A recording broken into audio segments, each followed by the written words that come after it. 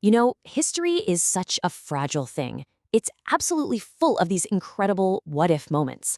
Just one single decision, a different person in power, one event that zigs instead of zagging, and the world we know could just vanish. So let's dive into one of the most chilling what-ifs imaginable. Right. Forget everything you know about 1989. Forget the cheering crowds, the sledgehammers, all of it. Let's just imagine, for a second, an alternate timeline where that ultimate symbol of the Cold War never crumbled. The real question isn't if it could have happened, but how. Okay, so the key to this whole thing isn't found in the rubble and the celebrations of 1989.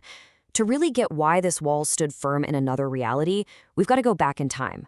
Back to a single pivotal moment where history split in two.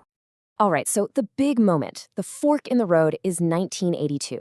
In our world, the Soviet leadership was getting old, stagnant, but in this timeline, a different man takes charge. Mikhail Volkov. Now this guy, he wasn't a reformer like Gorbachev, not at all. He was a true believer in communism. But here's the kicker. He was also a brilliant computer scientist with this wild, radical plan to save it. See, Volkov looked at communism and thought, the idea isn't the problem, it's an information problem, a giant logistics puzzle. And his solution? He called it the Cyber Commune Initiative, a master plan that, honestly, would end up reshaping the entire world.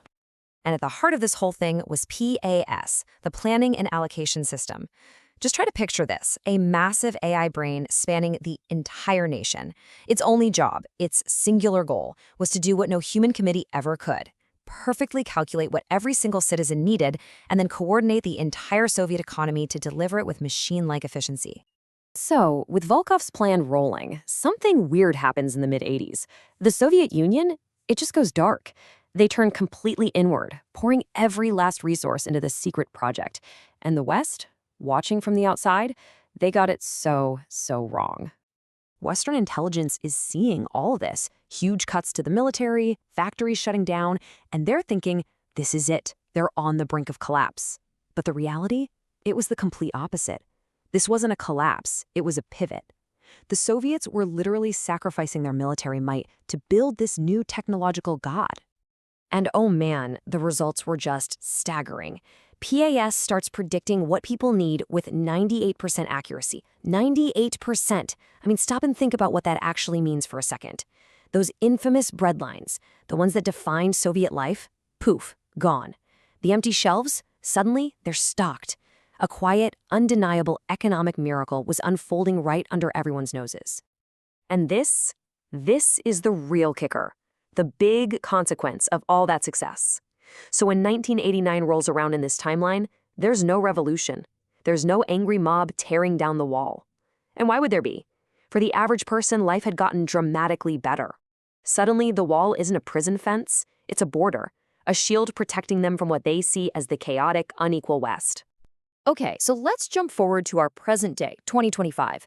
That one little change back in '82 didn't just save the Soviet Union. It created this stable, two-power world, kind of like a Cold War 2.0, but fought not with nukes, but with completely different ideas about how to live. So you end up with these two perfected but totally competing worlds. On one side, you've got the intercom, the East, totally run by this AI. There's no poverty, no unemployment.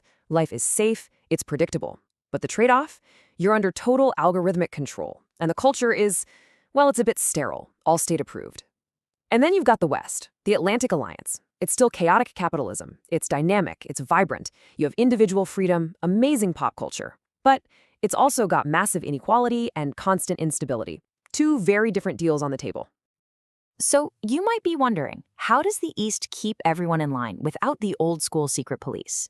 The answer is way more subtle and, honestly, a lot more powerful. The control here isn't about brute force. Nope, it's all built on data. It all boils down to something called the social contribution score. Every single thing you do online, your performance at work, how much you volunteer, all of it gets fed right into the PAS algorithm. Get a high score and hey, you get a nicer apartment, a permit to travel, tickets to the best shows. And if you step out of line, dissent isn't punished with a trip to the gulag. No, it's much quieter. Your score just dips. And suddenly your world gets a little smaller, a little more restricted, until you fall back in line. And this is where we get to the ultimate twisted irony of this whole alternate world. Because in this timeline, communism, It actually worked. It did everything it set out to do. But in succeeding, it created something truly terrifying.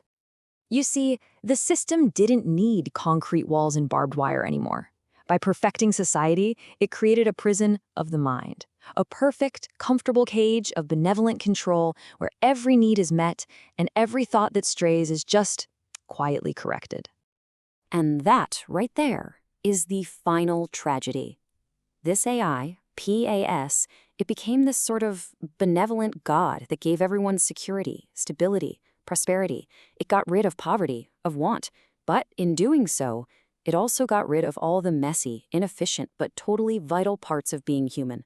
The freedom to choose, to fail, to be gloriously, wonderfully illogical. So it all leaves us with one final, really unsettling question. If you were standing there in 2025, looking at that wall still standing, which side would you choose? Would you pick the vibrant, unequal, but free West? Or the stable, prosperous, but totally controlled East? Which prison is better?